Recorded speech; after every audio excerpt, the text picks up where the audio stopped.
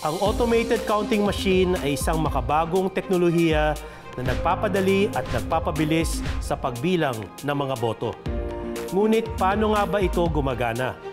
Paano nito pinapabuti ang ating eleksyon at anong mga hakbang ang isinasagawa ng COMELEC upang masiguro ang integridad ng sistema? Samahan niyo ako at tuklasin ang mga kasagutan dito lang sa Batas et al. Sa Newswatch Plus.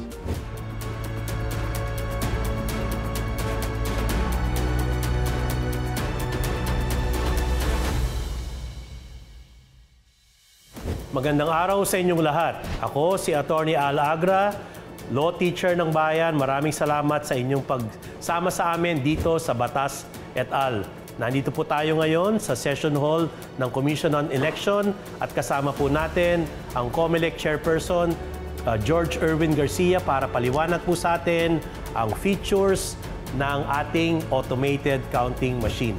Chair, unang tanong, ano bang pinagkaiba ng paggamit ng automated machine sa nung unang panahon na manual system? Well, siyempre, kakaiba pagka automated, mas mabilis. At saka mas mabilis ang pagboto, mas mabilis ang pag-count, mas mabilis din ang pagtatransmit. Isipin nyo, nung dati mano-mano, sinusulat attorney alam mga pangalan. Pwede mag-wrong spelling, ano? Tsaka isa-isang binabasa ng mga guru yan.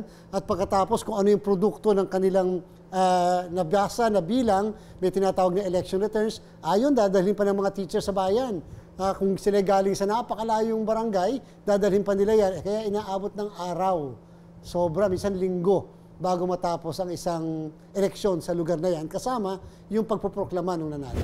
Sa automated system ba, Chair, lahat ng daya ay nawawala? Hindi po. Sapagkat kung sa pagbilang, kung sa pagsuma total at pag-transmit, wala po tayong problema dito. Kasi machine po ito eh. Ang problema yung daya outside ng makina. Katulad ng vote buying, katulad ng terrorism, katulad ng violence, ay alam nyo, kapag kayong taong bumoboto, ang pagboto niya ay dahil tinakot siya, hindi alam ni machine na tinakot to. O kaya ang pagboto ng isang botante ay dahil sa nabayaran, hindi rin alam ni makina. So long as original yung balota, at so long as yung balotang yan ay naka-assign sa presinto, kung saan yan, dyan yung machine na yan ay bibilangin ng makina. Chair, itong machine ba na ito ay gagamitin sa 3 eleksyon for 2025? Gusto natin sabihin na itong machine ito ay gagamitin lamang para sa 2 elections. Yung national and local election ng itong Mayo 12 at pagkatapos yung Bangsamoro parliamentary election. Yung barangay SK po kasi, Attorney Al, ay manual na halalan yan. Kung kaya wala tayong makina na gagamitin. Kaya nga pinupursige sana ng COMELEC, sana pag barangay SK, automated na rin. Chair, itong nabanggit mong automated election law, medyo matagal na to. Ano ang innovations na ginawa ng administrasyon mo ngayon sa Commission on Election para mas maging transparent, mas maging effective, mas maging malinis ang ating automated system? Dapat maunawaan ng mga kababayan natin yung pong terms of reference, kumbaga sa ordinaryo natin pang-unawa, yung pinaka-drawing ng bahay, kung anong klaseng bahay ang papagawa, whether bungalow type o may second floor o meron ka bang basement, nakadepende yan sa COMELEC. So yung gumawa po ng terms of reference, 11 times namin, Attorney Al, ni-revise yan. 11 times namin binago-bago, humingi kami ng payo ng iba't ibang citizens hanggang mag-come up kami, ito dapat ang makina. Ito dapat ang features na makikita natin sa makina. Dapat may ganito yung makina. Dapat may ganyan ang makina. And therefore, inalam natin, nung magkaroon tayo ng tinatawag na procurement, sino ang kumpanya na makakapasa at kakayanin yung mismong makina natin. Anong pinagkaiba ng procurement, itong mga specifications, dun sa dati, yung Smartmatic at ngayon with Miro? Chair. Attorney Al, dito pa lang, kitang-kita nyo po ito, ay meron itong 14-inch screen. At pagkatapos, meron siyang privacy feature. Ito. Privacy feature yan. Pag yan ay pinasok ang balota dyan, hindi makikita ng mga nasa gilid kasi may privacy feature siya. At ito, ang bilis nito, Attorney Al, 2 to 3 seconds lang, actually 2 seconds lang, papasok ang balota. At automatically, may resibong ipapalabas dyan at yung resibo automatically nakakat. Dati-rate, Attorney Al, may gunting pa na kinakailangan siguraduhin mo maayos ang pagkakakat. At kita niyo po itong tray na to. Ibig sabihin, dati-rati, kinakailangan siguraduhin mo talaga na papasok yung balota. Dahil sa tray na to, eksakto yung balota natin. Hindi ka na mahihirapan. Kita mo naman yung lalagyan namin. Ito yung L. Kahit, diba? Pwede bang iba to yan, Chef? Kahit iba to at hindi ito napapasok ng tubig. Waterproof yan. Shockproof pa yung lalagyan na yan. Dati wala, dati styro lang yung lalagyan. At kita nyo yung receptacle na nasa gilid. Nilagay talaga natin to dahil dati yung resibo, Attorney Al, sa ballot box na dilaw, hinuhulog. Ngayon hindi, dito dapat ihuhulog. At tingnan nyo naman yung ating battery. Napakaliit. Ilang oras yan, Chair? 3 araw, hindi pa mauubos tong battery na ito. So, kita nyo po may 6 na parang sa cellphone, siya, 6 na ilaw siya. Ibig sabihin, tinest namin ito for 14 hours. 3 lang ang na-consume So, ibig sabihin, kaya niya talaga dahil ito ay lithium battery. At hindi katulad ng mga battery natin dati na napakalalaki, parang battery ng sasakyan. Meron din siyang feature na kung saan yung ating mga persons with disability, lalo na yung mga ay pwede madinig kung ano yung binoto niya. At the same time, again, kahit tanggalin mo sa sasakyan, gagana at gagana pa rin yung makina. Share, ilang machine ang gagamitin para sa darating na May 12 election? 110,000, Attorney Al, ang nilist ng COMELEC. Nilist lang po natin nga ito, renta lamang, at ibabalik natin pagkatapos na yan dahil kung hindi na yung katulad ng binibili. Pag binili mo yung makina, i-warehouse mo yan, i-maintain mo yan, i-upgrade mo yan, napakamahal lalo. Kasama ba sa kontrata with Miru ang pag-print ng balota? Kasama po. Kasama rin yung pagdadala ng Miru ng 2 bagong makina. Dapat 2 bagong makina na gagamitin sa pag-iimprenta ng mga balota. Kasama yung papel, kasama yung pen, kasama yung lahat na nakikita niyo. Lumalabas po, Attorney Al. Ang isang makina ay 149,000. 149,000 ang renta, kasama yung lahat, kasama yung pagpiprint ng 149,000 yan. Ang ABC ng COMELEC ay 155. So nakatipid po ang gobyerno natin ng 800 million sa ginawa natin na strategy. Binandel kasi natin. Maraming salamat, Chair. Paano ba gagamitin ang machine na ito? Pag-uusapan natin ang bawat part, bawat sistema ng machine na ito sa pagbabalik ng Batas et al.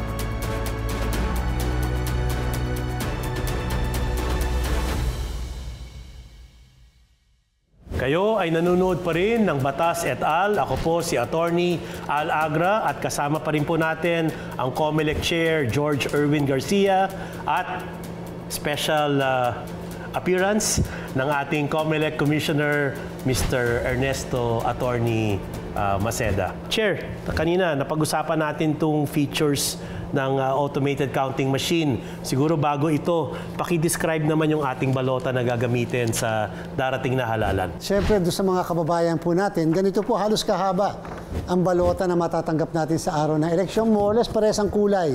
Pero may mga secret markings po kami.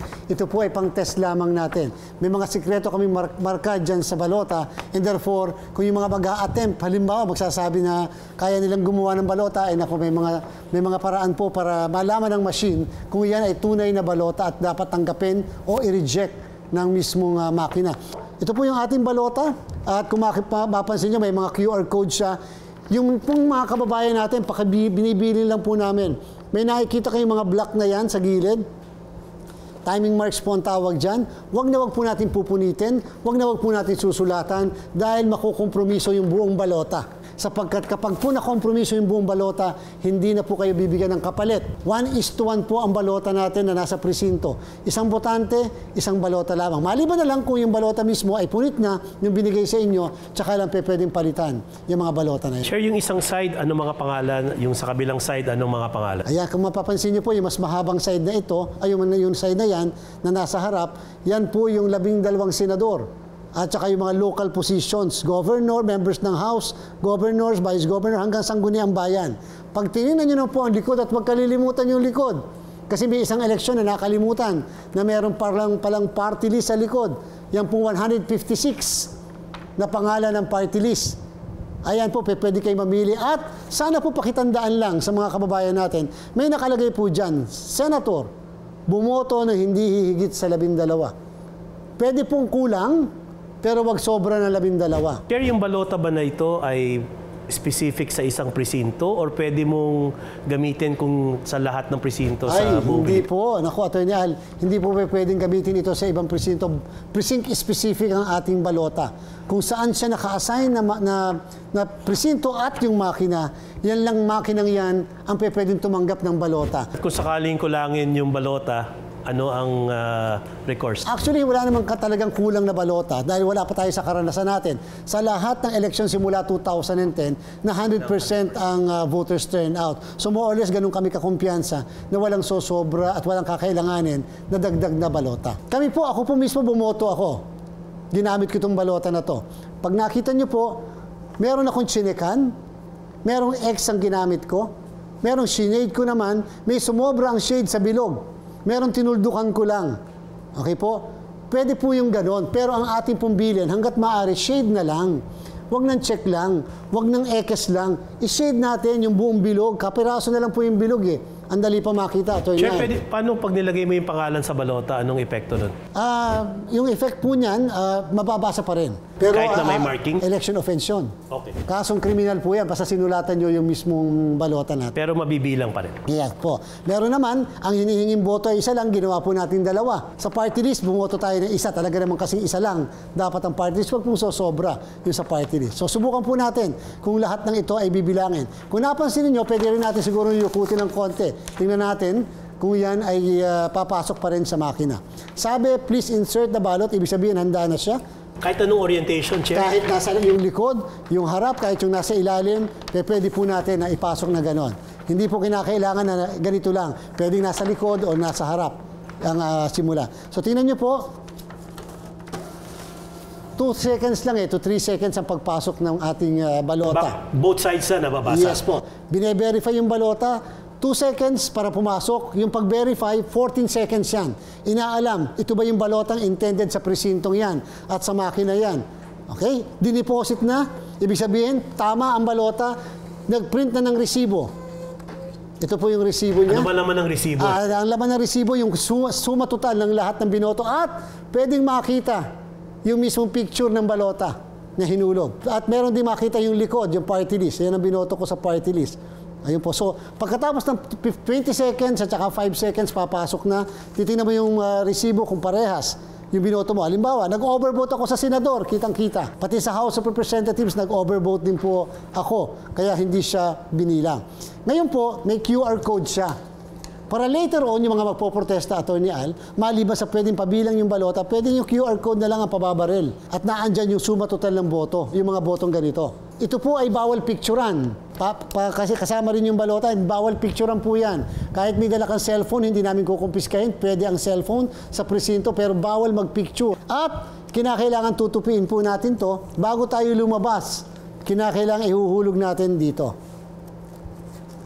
Yan po. Chair, kung sakaling ang pagkakaalala mo, binoto mo si X, pero ang lumabas sa resibo ay si Y. Pero kita mo naman yung picture. Oo, pero nalito ka dahil ikaw ay senior na katulad ni Commissioner. Paano yun? Kung may reklamo ka, di sabihin lang sa electoral board member, para ang electoral board member ay maisulat sa minutes yung nire-reklamo. Pero hindi ka na pwedeng bigyan ng panibagong balota. Hindi po. Kasi pagka nagkaganon, 10 beses na ako manghihingi ng mga pabalit. Dahil sasabihin ko, parang natatandaan ko, hindi ko binoto yan eh. Bakit nakaganyan? So yun na po. Touch move, ika nga. Chair, pakipaliwanag naman itong ballot secrecy folder. Para saan ito? Itong ballot secrecy folder, at makikita nyo rin na nakatali na mismo. Naka-attach na dito yung mismong pen natin. At yung pen ay special pen po ito.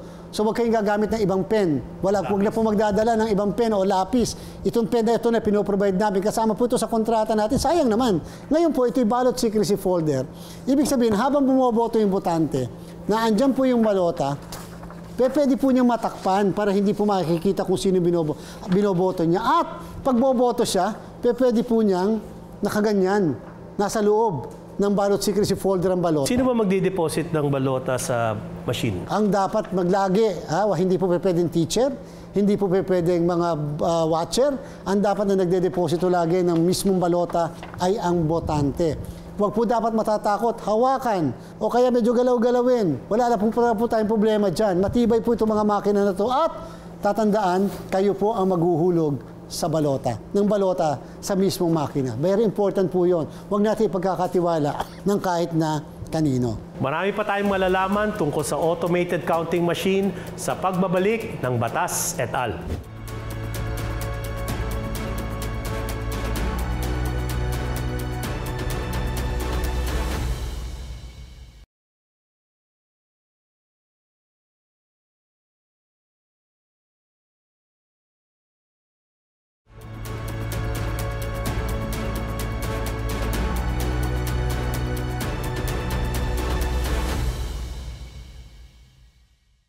Nagbabalik tayo sa Batas et al. At pinag-uusapan natin at kinikilala natin ang automated counting machine. Kasama pa rin po natin ang COMELEC Chair George Erwin Garcia at COMELEC Commissioner Attorney Ernesto Maceda. Chair, tapos na, nakaboto na lahat.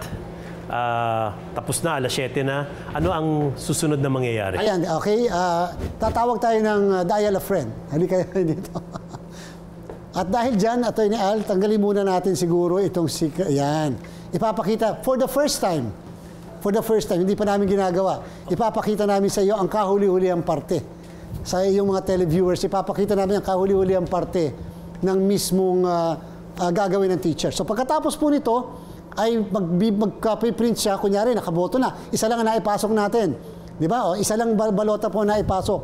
Pag nagsuma total po ang makina, yan po ay maglalabas ng tinatawag, Atty. Al, ng election returns. Siyam na election returns. So siguro ang gawin lang natin, isang election return lang nga i-print natin. Pero siyam yon. At Atty. Al, sige habang ginagawa mo yan, pagka nag-print ng siyam, kaagad, yung pang siyam ay ipapaskill ng mga teacher after nila mapirmahan sa labas ng presinto.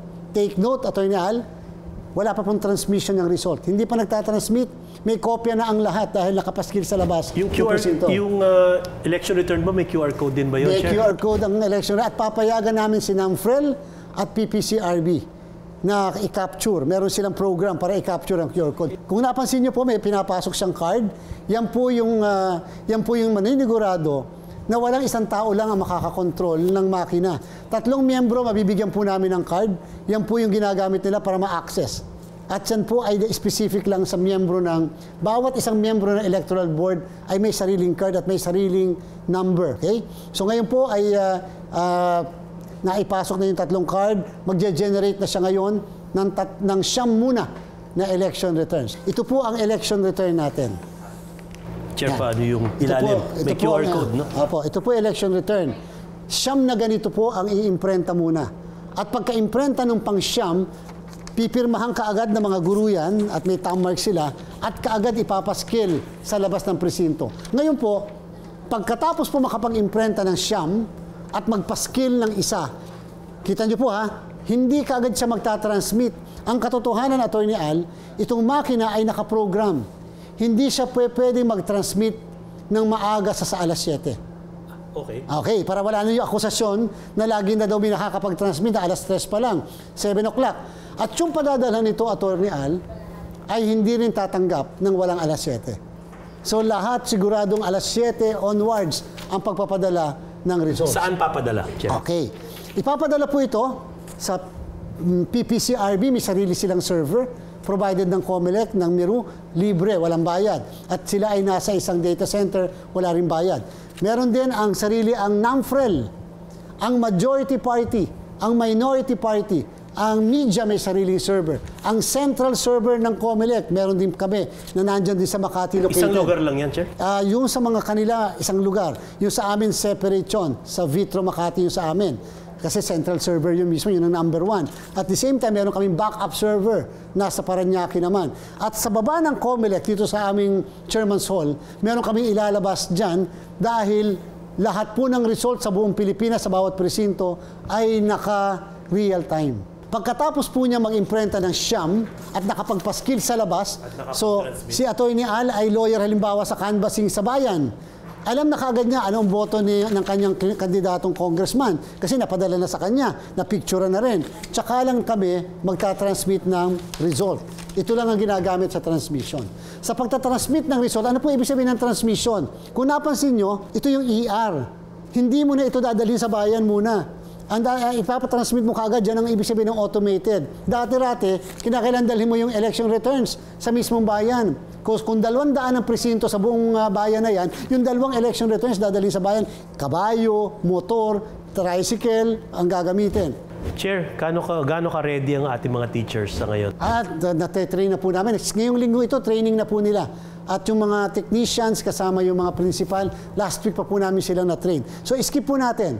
Pag nag-skip ka ng transmission, ang susunod na gagawin po ng machine ay mag-generate na naman siya ng 21 na Para 30 lahat. election returns. Para 30 lahat, para mabibigyan lahat yung iba. So ngayon po, nag-generate siya ng election returns na 21.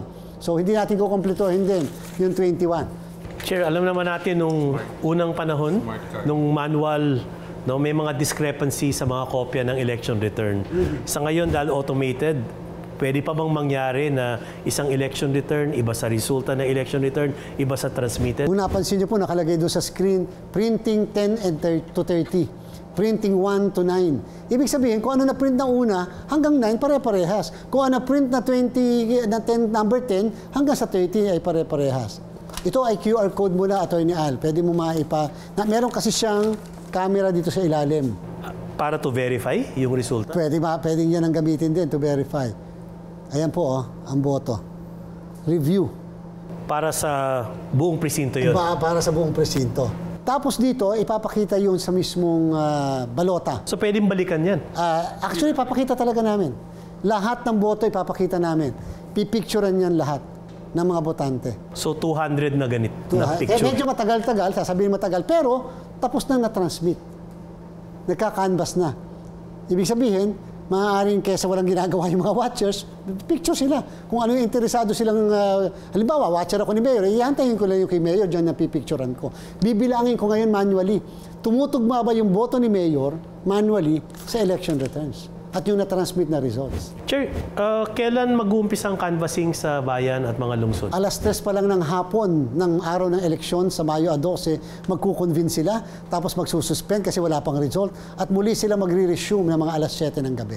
Maraming salamat, Chair. Maraming salamat, Commissioner. Chair, meron ka bang mensahe sa ating mga botante, mga kandidato para sa darating na halalan? Sa ating po mga botante, sa mga kababayan natin, pagtiwalaan po sana natin yung ating makina, sapagkat ito po'y produkto ng mga karanasan natin, mga kakulangan, at sa ating palagay, yung mga bagay naman na dapat ma-retain sa ating pumakina. Hindi dapat ikatakot. Bagkus dapat nga natin itong yakapin, ang pagbabago sa teknolohiya ay nag-e-enhance ng ating demokrasya. Siyempre sa patuloy natin na pagkukondak ng halalan sa mga susunod na panahon, magbabago pa ang lahat ng mga makina natin. Ang importante, mura po ito. Ang importante, mapagkakatiwalaan. At pangatlong importante, masasagot namin ang katanungan nyo, nabilang ba ang boto ko? Maraming salamat, Chair. Maraming salamat, Commissioner.